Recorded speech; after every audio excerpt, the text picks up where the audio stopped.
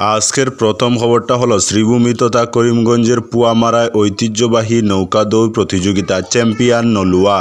শুধু খেলা নয়, এক প্রাণের উৎসব রূপ দেখা দিল শ্রীভূমি তথা করিমগঞ্জ জেলার সদরের লাগোয়া পুয়ামারার কাকরা নদী। জলের ঢেউয়ের সাথে পাল্লা দিয়ে এগিয়ে চলে সাহস আর ঐতিহ্যের গল্প নৌকা দৌড় প্রতিযোগিতায়। হাজারো উৎসুক জনতার উপস্থিতিতে পুয়ামারার কাকরা নদীর বুকে বুধবার বিকেল 3টা থেকে শুরু হওয়া এক ঐতিহ্যবাহী নৌকা দৌড় প্রতিযোগিতা যেন জীবন্ত করে তুলল গ্রামীণ বাংলার চিরন্তন সংস্কৃতি, একতার বার্তা আর সহাবস্থানের সৌন্দর্য। বাইপাস সড়ক জুড়ে ছিল হাজার হাজার মানুষের দল। কেউ এসেছেন পাশের গ্রাম থেকে, কেউ বা দূরের টানা অঞ্চল থেকেও। সকলের একটাই উদ্দেশ্য, চোখের সামনে দেখতে চিরাচরিত এই নৌকা বাইচ, যা শুধু একটি প্রতিযোগিতা নয় বরং গ্রাম বাংলার আত্মার এক অভিব্যক্তি। মেদল শরীফনগর গ্রাম পঞ্চায়েতের যুবা কমিটির উদ্যোগে এই প্রতিযোগিতা আয়োজন করা হয়। উদ্যোক্তাদের মধ্যে ছিলেন পঞ্চায়েতের নবনির্বাচিত ওয়ার্ড সদস্য ও কমিটির সভাপতি মইনুল হক, সম্পাদক শামসুল হক এবং অন্যান্য সদস্যবৃন্দ। তাদের সজাগ তত্ত্বাবধানে পুরো আয়োজনটি পরিচালিত হয় অত্যন্ত সুশৃঙ্খলভাবে। কাকরা নদীর বুকে অনুষ্ঠিত এই দৌড়ে অংশ নেয় মোট 4টি নৌকা, কিছু ছোট কিছু দীর্ঘ। প্রতিটি এই গ্রাম্য কারিগরদের হাতে তৈরি রং বেরঙের পতাকায় সাজানো। প্রতিটি দল ছিল ভিন্ন ভিন্ন গ্রামের প্রতিনিধিত্বকারী। দৌড় শুরু হলে নদীর বুকে বইটার ছন্দে যেন সুর তুলল ঢেউ, আর প্রতিধ্বনিত হলো হাজারো দর্শকের করতালি ও উল্লাসধ্বনি। প্রথম রাউন্ডের উত্তেজনার পর দুটি নৌকা এগিয়ে আসে ফাইনালে। নলুয়ার বাঁশদৌড়ের নৌকা ও কানিশাইল চুয়াটিকরের বাঁশদৌড়ের নৌকা। দুটি 3বার চূড়ান্ত রাউন্ডের চাপ দেওয়ার পর অবশেষে এক চমকপ্রদ প্রতিদ্বন্দ্বিতায় নলুয়ার বাঁশদৌড়ের নৌকা চ্যাম্পিয়ন হয়। রীতিমতো উৎসবের আমেজে বিজয় ঘোষণা করা হয়, আর উপস্থিত জনতা বিজয়ী দলকে অভিনন্দনে ভাসিয়ে দেন। এই প্রাণবন্ত প্রতিযোগিতায় প্রধান অতিথি হিসেবে উপস্থিত ছিলেন জেলা বিজেপির সংখ্যালঘু মোর্চার চেয়ারম্যান ইকবাল হোসেন। বিশেষ অতিথি হিসেবে মঞ্চে ছিলেন জেলা কংগ্রেসের উপসভাপতি বিশ্বজিৎ ঘোষ, প্রাক্তন জিপি সভাপতি আব্দুর রাজ্জাক, সমাজসেবী রাজেশ মালাকার, মইনুদ্দিন বদরুল হক সহ আরও অনেকে।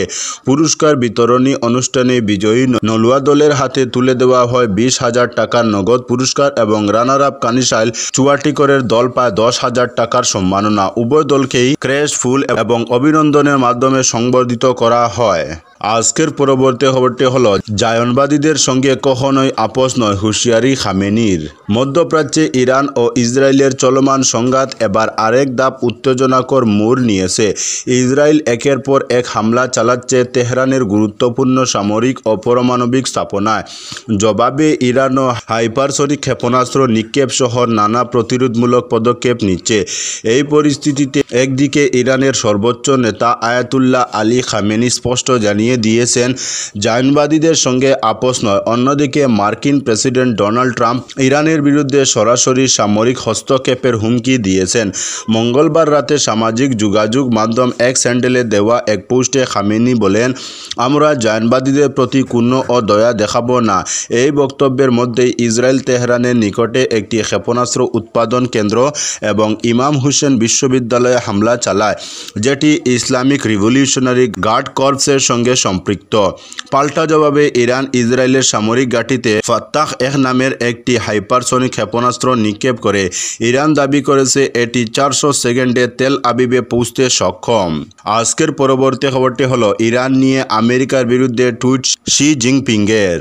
মধ্যপ্রাচ্যে যুক্তরাষ্ট্রের সংঘাতে জড়ানোর সমালোচনা করেছেন চীনের প্রেসিডেন্ট শি জিনপিং। তার মতে মার্কিনদের এ ধরনের সিদ্ধান্ত ভুল ছিল। ইরান ইসরায়েল সংঘাতে যুক্তরাষ্ট্রের ভূমিকার বিরোধিতা করে তিনি এক এক্স পোস্টে এমন মন্তব্য করেন।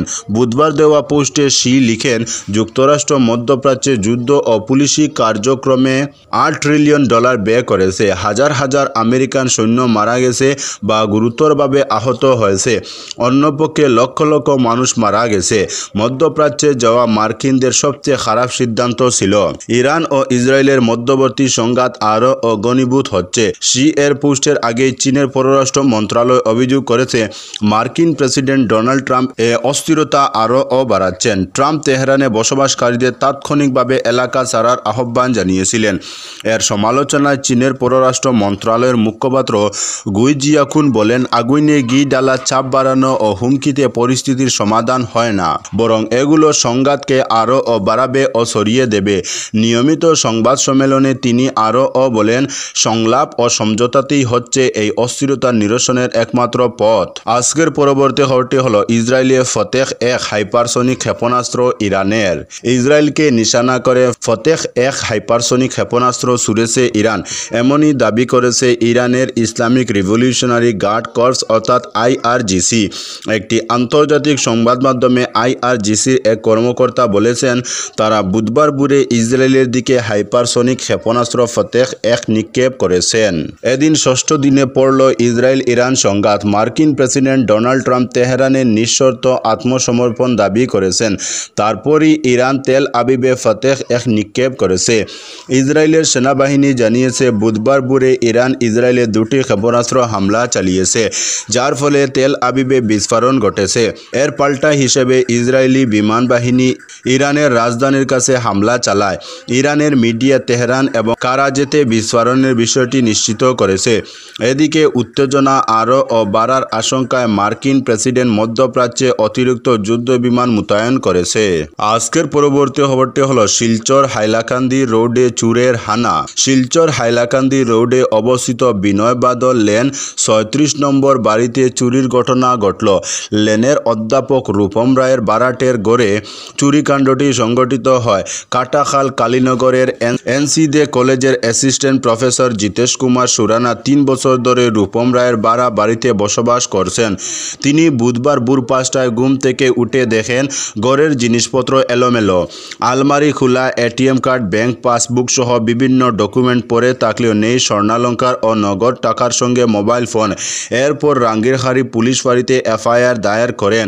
পুলিশ এসে তদন্ত শুরু করে। আজকের পরবর্তী খবরটি হলো হারাং সেতু ক্লোজ ৩ পুলিশকর্মী আটক, 2টি ওজন সেতুর 5 জন। সিন্ডিকেট চক্রের দৈরাত্ম্যে ব্যঙ্গে পড়া বাঙ্গারপাড়ের হারাং নদীর উপরের সেতুর জন্য বাঙ্গারপাড় ফাঁড়ির 3 পুলিশকর্মীকে ক্লোজ করা হয়েছে। সঙ্গে আটক করা হয়েছে গাড়িগুলো ওজনের দায়িত্বে থাকা কালাইন এলাকার 2টি ওজন সেতুর 5 জনকে। তো বন্ধুরা, আজকের জন্য এতটুকু। পরবর্তী কোনো নতুন ভিডিওতে দেখা হবে, তখন অবধি ধন্যবাদ।